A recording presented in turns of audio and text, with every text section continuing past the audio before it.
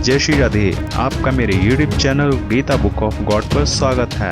आज का हमारा टॉपिक है अवसर, मौका, अपॉर्चुनिटी। इसे कभी हाथ से नहीं जाने देना चाहिए। ऐसा क्यों? इसके लिए एक कहानी सुनाता हूँ। एक बार एक लड़का अपनी जिंदगी से बहुत परेशान था। एक बार वह अपने गुरु के पास जाता है और बोलता है, गुरुजी, मैं अपने जीवन से बहुत परेशान हूँ। मुझे पैसों की जरूरत है।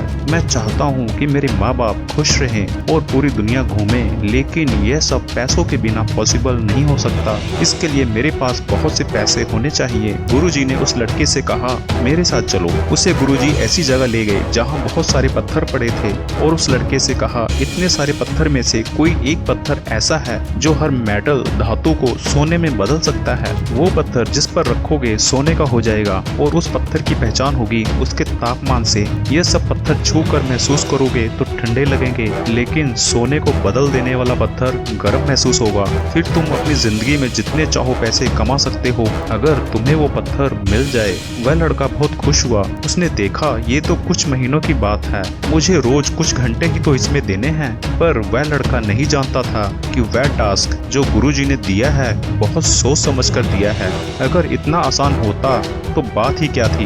लड़का लग गया उसमें। उसने वो सारे पत्थर जो एक तरफ पड़े थे उसे हाथ में लेकर महसूस करके जो पत्थर ठंडा महसूस होता उसे समुद्र में फेंक देता, क्योंकि अगर वह समुद्र में ना फेंके तो वही पत्थर फिर से उसमें मिल जाएंगे। महीनों तक उसे ये करना था तो कहीं कुछ पत्थर उसमें ना मिल जाए, इसलिए जो पत्थर ठंडा होता उसे वो समुद्र में फेंकता जा रहा था। एक दिन निकला, 5-6 घंटे लगाए, उसे सब पत्थर ठंडे महसूस हो रहे थे। दूसरा दिन निकला, तीसरा दिन निकला, इसी तरह से 1 सप्ताह 2 सप्ताह निकले।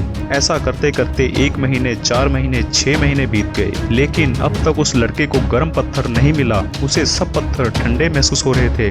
अब लड़के की स्पीड बढ़ चुकी थी, लेकिन एक चीज जो वो भूल रहा था, उसका विश्वास था कि वो पत्थर मिलेगा जरूर, लेकिन धीरे धीरे पत्थर को ध्यान से परखना कम करता जा रहा था। तो अब उतना बारीकी से नहीं परख रहा था जितना उसे शुरू के 3 पत्थर को परखा था। दूसरी तरफ से यह भी कह सकते हैं कि उसके दिमाग की ऐसी कंडीशन हो गई थी, उसकी ऐसी हैबिट हो गई थी कि फटाफट हर पत्थर को उठाकर समुद्र में फेंक देने की। इतनी मेहनत के बाद 6वें महीने के कुछ ही दिन में उस लड़के के हाथ वो पत्थर मिल गया। तो जैसे ही वो पत्थर उसके हाथ में आया वो उसे गर्म तो महसूस हुआ, लेकिन क्योंकि उसे जल्दी से हर पत्थर को समुद्र में फेंक देने की हैबिट बन चुकी थी, उसने उसे भी फेंक दिया। और फेंकने के कुछ सेकंड बाद उसे अपनी उंगलियों में गर्माहट महसूस हुई। उसे इतना पछतावा हुआ कि वो अब उस समंदर से पत्थर को निकाल नहीं सकता था जो उसने फेंक दिया था, क्योंकि उसकी हैबिट बन चुकी थी हर पत्थर को कम परखे समुद्र में फेंक देने की। लेकिन फेंकने के बाद उसे एहसास होता है कि मुझे पता होते हुए भी मैंने उसे फेंक दिया। तो इस कहानी से हमें क्या सीख मिलती है?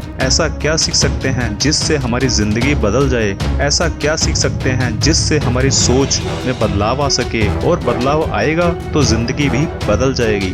जिस दिन आपने अपने जीवन को हल्के में लेना सीख लिया, धीरे धीरे हल्के में लेना आपकी हैबिट बन जाएगी। और जब कोई अपॉर्चुनिटी वाला दिन हुआ उसे भी इस हैबिट के अकॉर्डिंग उसे भी गलती से हल्के में ले लेंगे। फिर बाद में पछतावा होगा जब पता लगेगा कि वो तो नॉर्मल दिन की ही तरह था।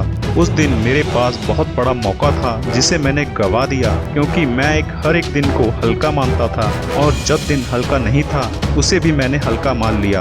आपकी जिंदगी में वो गर्म पत्थर अपॉर्चुनिटी है, अवसर है, एक मौका है, और ये सब पत्थर दिन है। हर एक पत्थर नया दिन है।